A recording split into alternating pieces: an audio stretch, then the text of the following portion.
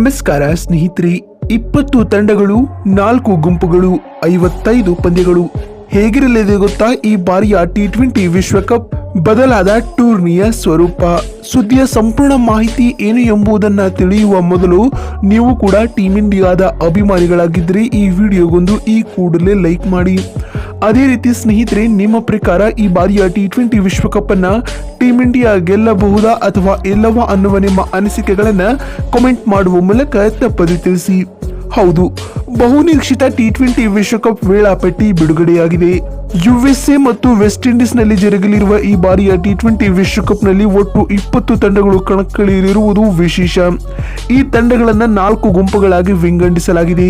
ಈ ಮೂಲಕ 1 ತಿಂಗಳ ಅಂತರದಲ್ಲಿ ಒಟ್ಟು 55 ಪಂದ್ಯಗಳನ್ನ ಆಯೋಜಿಸಲು ICC ಭರ್ಜರಿ ಪ್ಲಾನ್ ರೂಪಿಸಿದೆ ಅಂತ ಹೇಳಬಹುದು.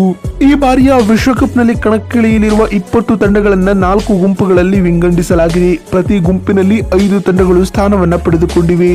ಅದರಂತೆ ಲೀಗ್ ಹಂತದಲ್ಲಿ A, B, C ಮತ್ತು D ಗುಂಪುಗಳಲ್ಲಿನ ತಂಡಗಳ ನಡುವೆ ಪಂದ್ಯಗಳು ನಡೆಯಲಿವೆ. ಇಲ್ಲಿ ಪ್ರತಿ ಗುಂಪುಗಳಲ್ಲಿರುವ ತಂಡ ಒಟ್ಟು 4 ಪಂದ್ಯಗಳನ್ನ ಆಡಲಿದೆ.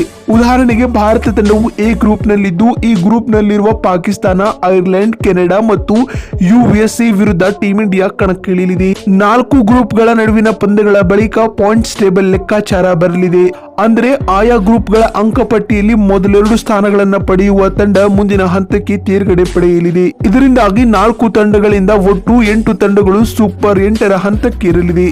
ಸೂಪರ್ 8ರ ಹಂತದಲ್ಲಿ ಒಟ್ಟು 8 ತಂಡಗಳ ನಡುವೆ ಕಾದಾಟ ನಡೆಯಲಿದೆ. ಈ ಹಂತದಲ್ಲಿ 8 ತಂಡಗಳು ಪರಸ್ಪರ ಒಂದೊಂದು ಪಂದ್ಯಗಳನ್ನ ಆಡಲಿವೆ. ಈ ವೇಳೆ ಅಂಕಪಟ್ಟಿಯಲ್ಲಿ ಅಗ್ರ 4ರಲ್ಲಿ ಕಾಣಿಸಿಕೊಳ್ಳುವ 4 ತಂಡಗಳು ನಾಕೌಟ್ ಹಂತಕ್ಕೆ ಇರಲಿದೆ. ಸೂಪರ್ 8ರ ಹಂತದಿಂದ ಒಟ್ಟು 4 ತಂಡಗಳು ಸೆಮಿಫೈನಲ್ಗೆ ಇರಲಿದೆ. ಇಲ್ಲಿ ಸೂಪರ್ 8ರ ಹಂತದ ಅಂಕಪಟ್ಟಿಯಲ್ಲಿ ಮೊದಲ ಸ್ಥಾನ ಪಡೆದ ತಂಡ 4ನೇ ಸ್ಥಾನದಲ್ಲಿದ್ದ ತಂಡದ ವಿರುದ್ಧ ಮೊದಲ ಸೆಮಿಫೈನಲ್ ಪಂದ್ಯವನ್ನ ಆಡಲಿದೆ. ಇನ್ನು 2ನೇ ಸೆಮಿಫೈನಲ್ ನಲ್ಲಿ 2ನೇ ಮತ್ತು 3ನೇ ಸ್ಥಾನಗಳಲ್ಲಿದ್ದ ತಂಡಗಳು ಮುಖಾಮುಖಿ ಆಗಿರಲಿವೆ ಅಂತ ಹೇಳಬಹುದು. ಅಂದಹಾಗೆ ಸೆಮಿಫೈನಲ್ ನಲ್ಲಿ ಗೆಲ್ಲುವ 2 ತಂಡಗಳು ಜೂನ್ 29ರಂದು ನಡೆಯಲಿರುವ ಫೈನಲ್ ಪಂದ್ಯದಲ್ಲಿ ಮುಖಾಮುಖಿ ಆಗಿರಲಿವೆ ಅಂತ ಹೇಳಬಹುದು.